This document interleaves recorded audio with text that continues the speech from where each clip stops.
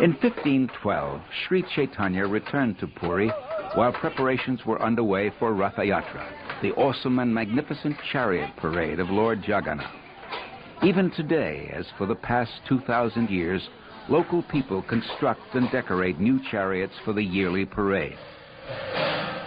The deity of Jagannath, the Lord of the universe, leaves the temple to ride on his chariot and extend his mercy to everyone.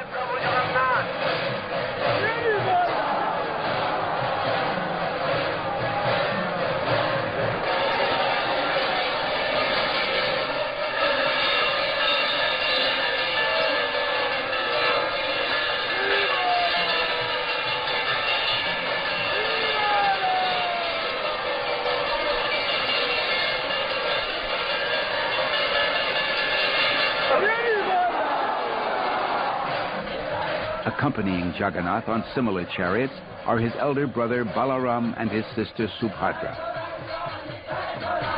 Yearly, hundreds of Sri Chaitanya's followers from Bengal journeyed to Puri to join him in Ratha Yatra.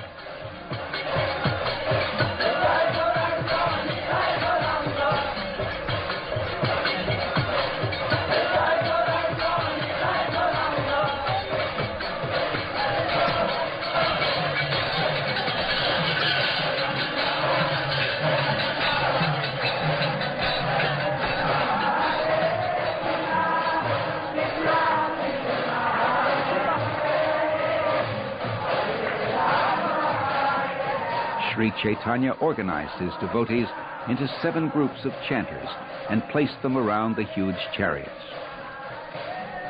Even Jagannath himself was astonished by the dancing of Sri Chaitanya. He brought his chariot to a standstill to watch with unblinking eyes.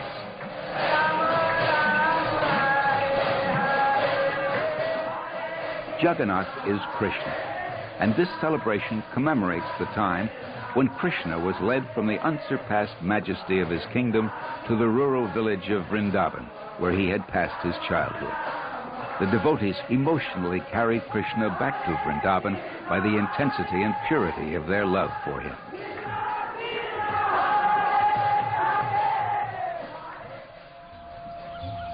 Vrindavan, where pure love for Krishna fills every heart.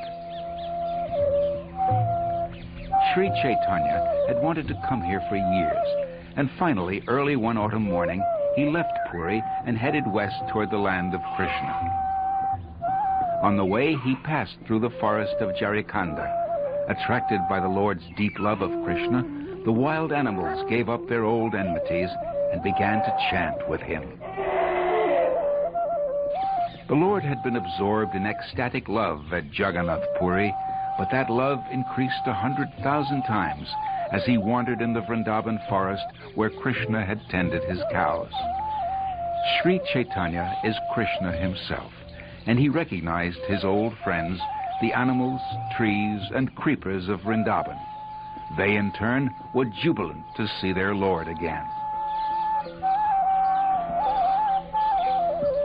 Each morning, Lord Chaitanya sat alone beneath this tamarind tree and relished the joy of chanting Hare Krishna. In the afternoons, he explained the importance of chanting to his many visitors.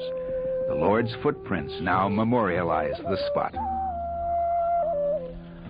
Lord Chaitanya asked 2 of his closest associates, Rupa and Sanatan Goswami, to live in Vrindavan, excavate the lost holy places of Krishna's pastimes, and write books about Krishna consciousness.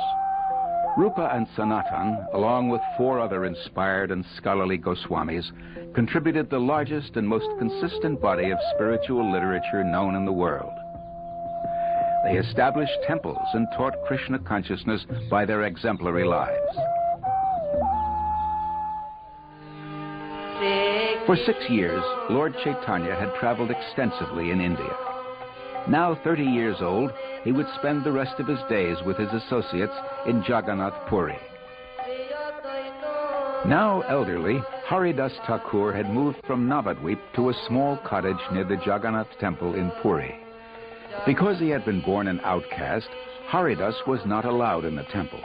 But Sri Chaitanya, who is Krishna himself, visited Haridas every day. One day the Lord found Haridas ill. Haridas said, "My Lord, I think you will soon end your pastimes in this material world. Before that time comes, kindly let my body fall down in your presence."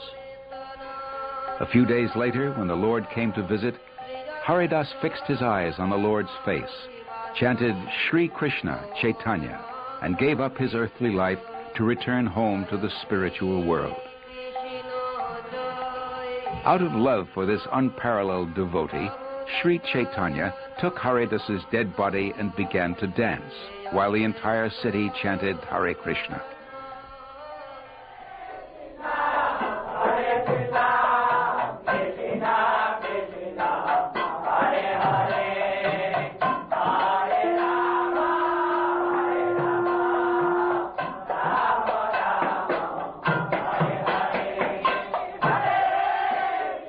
To honor Haridas's passing, the Lord collected sanctified food and distributed generous helpings to all the devotees, saying, "All glories to Haridas Thakur, who attained perfection by chanting the holy name of the Lord."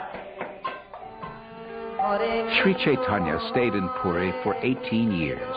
Each day he would chant and dance in the temple and instruct the countless people who came to him. At night he stayed in this room, called Gambira, where his sandals and water pot are enshrined today.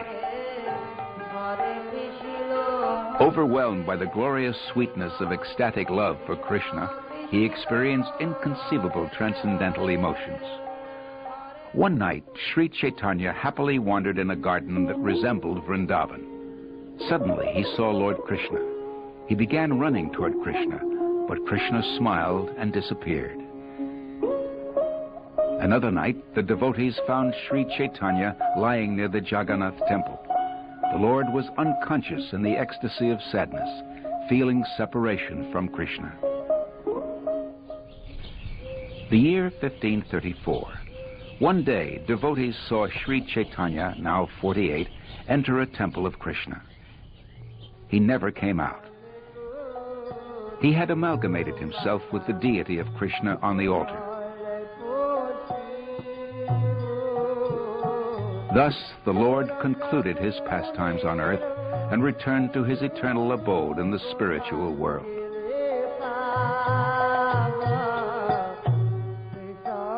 The immortal culture of Krishna consciousness, as presented by Sri Chaitanya, has been passed from one generation to the next through a succession of great realized teachers, including His Divine Grace A.C. Bhaktivedanta Swami Prabhupada, founder Acharya of the International Society for Krishna Consciousness.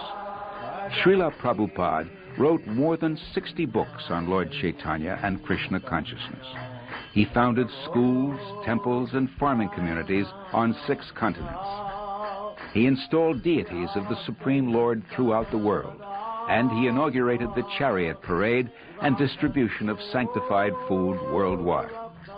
It was Srila Prabhupada who carried Sri Chaitanya's storehouse of love of God beyond the shores of India and began to fulfill Sri Chaitanya's prediction, "One day my names will be chanted in every town and village in the world." In 1984, Srila Prabhupada's disciples began an 18-month walking pilgrimage, retracing Lord Chaitanya's route throughout India, reminding millions of his great spiritual message.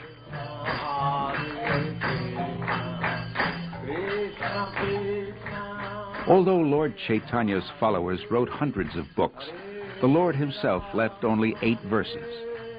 "My dear Lord Krishna," he prayed, "let there be all victory for the chanting of your holy names, which cleanses the heart and stops the miseries of material existence.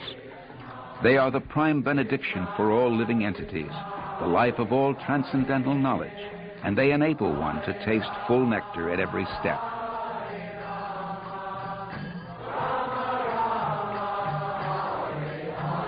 Oh, my Lord, when will my eyes be filled with tears of love as I chant your holy names? Because of separation from you, I consider a moment like a great millennium. You may embrace me tightly or make me broken-hearted by not being visible to me. You are completely free to do anything and everything. but you are my worshipable Lord, unconditionally.